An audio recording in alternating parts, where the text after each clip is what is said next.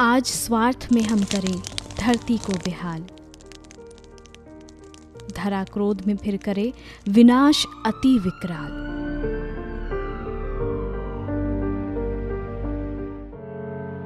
पराली प्रबंधन आज की एक बहुत बड़ी चुनौती के रूप में हम सब के सामने खड़ी हो रही है। विभिन्न फसलों की खेती से खेत में और खेत के बाहर बड़ी मात्रा में अवशेष उत्पन्न होते हैं। एक अनुमान के तहत सालाना लगभग 500 मीट्रिक टन फसल अवशेष का उत्पादन होता है। विगत कुछ वर्षों से उत्तर भारत के किसानों में फसल उत्पादन के उपरांत अवशेषों को खेतों में ही जला देने की प्रवृत्ति देखी जा रही है,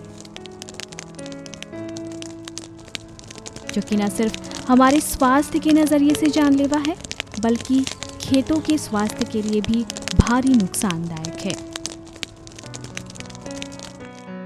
यह सवाल ये भी उठता है कि पहले खेती ज्यादा थी तो पराली भी ज्यादा मात्रा में होती थी, तो उस समय यह समस्या क्यों नहीं थी? पराली के अलग अलग तरह के इस्तेमाल से ये अवशेष ही नहीं बल्कि बाई प्रोडक्ट के तौर पर उपयोगी थी। गांव देहात के इलाकों में इसका इस्तेमाल मवेशियों के चारे, अस्थायी घरों की दीवारें और छतों के निर्माण के साथ साथ पराली की चटाई और कई ऐसी दूसरी चीज़ें बनाई जाती थीं, जिनमें इसका बहुत बड़ा हिस्सा खप जाता था। लेकिन अब इन सब का प्रचलन खत्म हो गया है और पराली फसलों के बाई प्रोडक्ट के बजाय अवशेष बन गई है। हम समझते हैं कि अब समय आ गया है कि इस अवशेष को फिर से बाई प्रोडक्ट के रूप में लाया जाए। मानव श्रम की कमी, खेत से फसल अवशेषों को हटाने की उच्च लागत और फसलों की यंत्रीकृत कटाई के कारण खेतों में अवशेषों को जलाने या पराली दहन की समस्या गहरी होती जा रही है। बहुत लोग किसान है कि अपने खेत में ही पुआल को जला देते हैं, कम समय में बुआई हो जाए, और ताकि मशीन से जो कटवाते हैं उसको लेबर वर्कर नहीं मिलता है, इसलिए वो खेत में ही जल्दी से जल्दी जला करके पुआल को और अपना खेत में समय से बुआई कर सकते हैं। किसानों द्वारा फसल अवशेष जलाने के पीछे कई कारण हैं। किसानों के बीच ये मान्यता है कि पुआल को खेत में जलाने से हानिकारक कीट और खरपतवार को नष्ट किया जा सकता है, और दूसरा कारण है अगली फसल के लिए समय की बचत करना। यानी किसान इतनी जल्दबाजी में होते हैं कि पिछली फसलों के अवशेषों को उचित प्रबंधन करने की बजाय अवशेषों को जला देते हैं।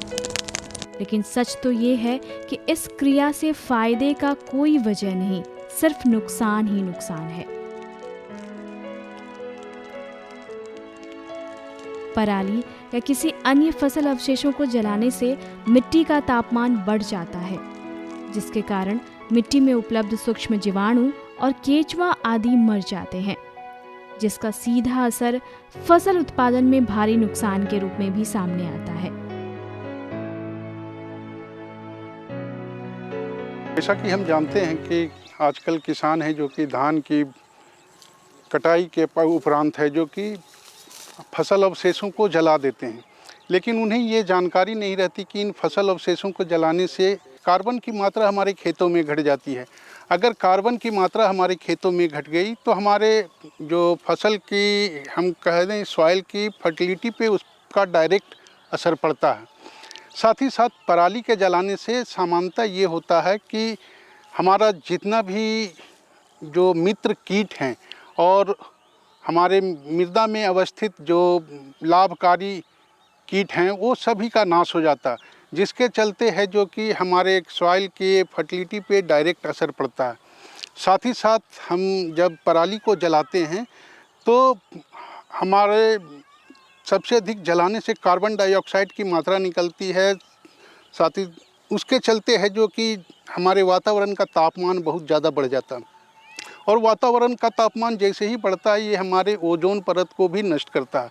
साथ ही साथ हम जब ग्रीन हाउस गैसों की बात करते हैं तो पराली के जलाने से ग्रीन हाउस गैसों का भी असर है जो कि हमारे वातावरण पर पड़ता है और इससे हमारा है जो कि ग्लोबल वार्मिंग बढ़ता है।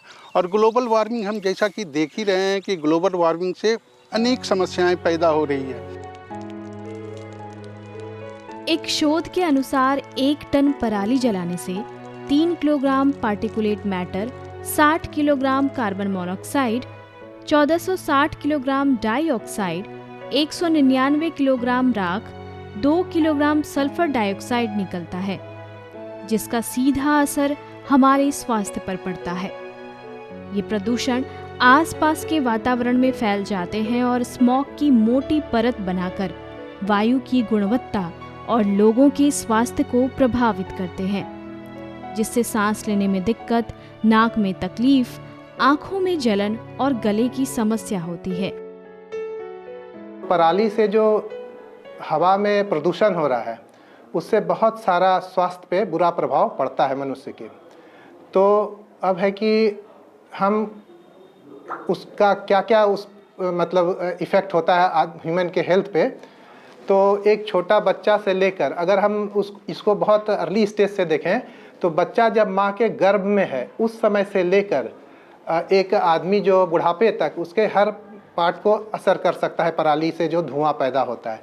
तो मेन इसमें जो धुआं है उसमें सबसे ज़्यादा जलने से कार्बन मोनोऑक्साइड और फिर ओजोन है और फिर पार्टिकुलेट मैटर जिसको हम PM 2.5 कहते हैं। तो ये सब मेन कंट्रीब्यूटरी फैक्टर है जो मनुष्य के स्वास्थ्य पे बहुत बुरा प्रभाव डालता है। तो सबसे जो कॉमन इलनेस है जो हमारे हेल्थ पे पड़ेगा वो श्वास संबंधी बीमारी ये पैदा करता है। तो जैसे मान लीजिए कि अब कोई अस्थमा का पेशेंट है तो उसका अस्थमा एग्रावेट करेगा, बढ़ जाएगा। COPD है तो वो बढ़ जाएगा। और फिर चूँकि जो पार्टिकुलेट मैटर है, पार्टिकुलेट मैटर 2.5 वो बहुत महीन कण होता है। अगर इसको हम समझें मतलब इसके साइज को तो 1 मीटर का 10 लाखवां हिस्सा जो है उतना छोटा ये होता है। तो ये लंग में बहुत डीप चला जाता है और जिसके चलते बहुत सारी बीमारी मतलब समझिए कि शरीर के हर पार्ट को ये अफेक्ट कर सकता है पार्टिकुलेट मैटर।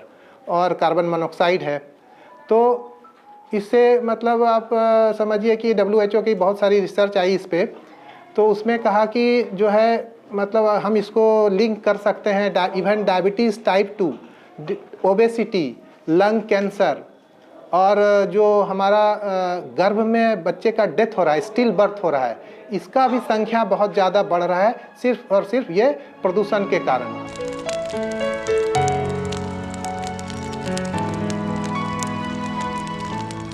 लेकिन क्या आप जानते हैं कि जिसे आप निर्ममता से जला देते हैं वही पुआल आपकी खेती में कितना काम आता है?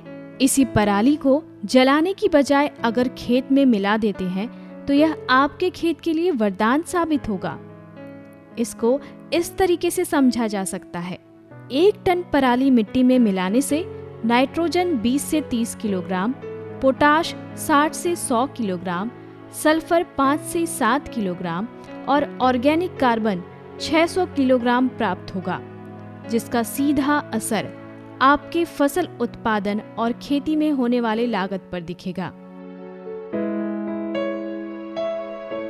यह सत्य है कि जलवायु परिवर्तन के कारण कटाई मौसम की अवधि में कमी आई है, जिसने किसानों को खरीफ एवं रबी फसलों के बीच अपने खेतों को तेजी से पुनः तैयार करने के लिए विवश कर दिया है और किसान इसके लिए पराली दहन को सबसे तेज और सरल तरीका पाते हैं।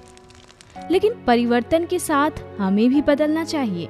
परिवर्तन के बाद बदलने वाले सिर्फ जीवित रहते हैं और परिवर्तन के साथ बदलने वाले ही सफल होते हैं। जलवायु परिवर्तन भले ही कष्टकारी हो, कठिन हो, हमें स्वीकार करना चाहिए और इसे स्वीकार किया है हमारे कृषि वैज्ञानिकों ने। पराली का इस्तेमाल सामान्यतः हम अगर बात करें तो पराली को अगर हम अपने खेतों में रखते हैं तो ये खेतों में सबसे पहला फ़ायदा है कि ये मल्च का काम करता है। अगर मल्च का काम किया तो इससे हमारे खरपतवार नाशी का जो हम इस्तेमाल करते हैं उसकी मात्रा घट जाती है। साथ ही साथ ये मिट्टी के तापमान को फिक्स रखता है। पराली के और भी बहुत सारे विधियाँ हैं। इस पराली को है जो कि हम कभी कभी क्या होता है कि हम इसको काट के छोटे टुकड़ों में बांट के अपने खेतों में मिला देते हैं। खेतों में मिलाने से का फ़ायदा, और उसके बाद उसको जल्दी गलने के लिए हम 25 से 30 किलो यूरिया छींट देते हैं।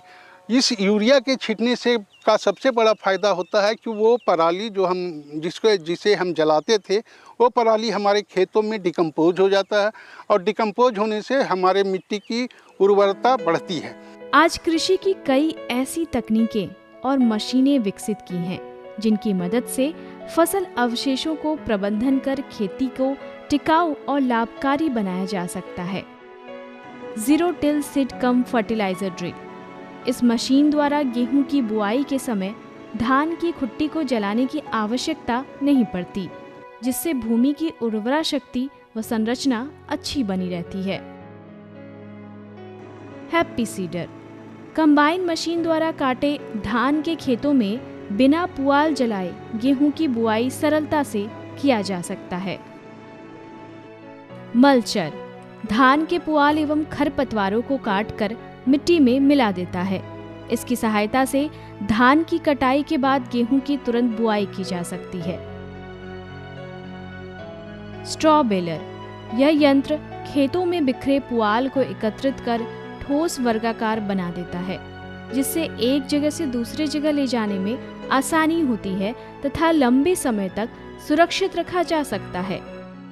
ये जो मशीन आया है हम लोग का कृषि फार्म से पुआल बटोरने के लिए, तो बहुत काबिलियत की चीज़ है, क्योंकि हम लोग जब पराली होता है तो इसको हम लोग बटोरते हैं, जलाते हैं, तो बहुत परिश्रम पड़ता है, मेहनत पड़ता है। और ये मशीन द्वारा हम लोग बटोर लेते हैं, अच्छा से खेत सफाई करते हैं, बटोर के इसको हम लोग चारा के रूप में गरू कर ले जाते हैं, और सुविधा भी हो जाता है हम लोग को। बुआई में भी दिक्कत नहीं महसूस होता है कोई।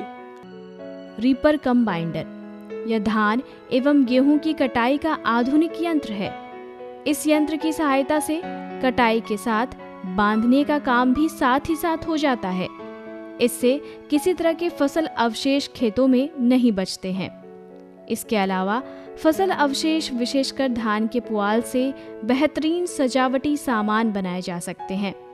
बिहार के जहानाबाद जिले की महिलाएं पुआल से तरह तरह के सजावटी सामान बना रही हैं। इससे इन्हें अच्छी आमदनी और सम्मान प्राप्त हो रहा है।